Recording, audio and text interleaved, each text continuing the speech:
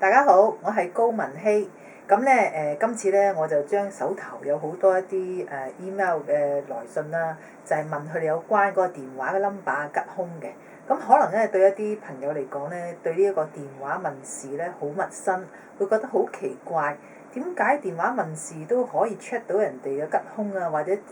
即係未來啊嗰個係發展係點咧？因為其實咧電話佢呢個數字嗰個組合嚟講咧。佢嗰個玄機亦都係嚟自咧，我哋好傳統嘅中國術數，係呢個五行啦、陰陽啦、呢一個十神啦，同埋風水上咧各方面嘅組合，呢個卦理上嘅一啲配合咧，咁啊係得出一個咧係統計出嚟一個結果嘅。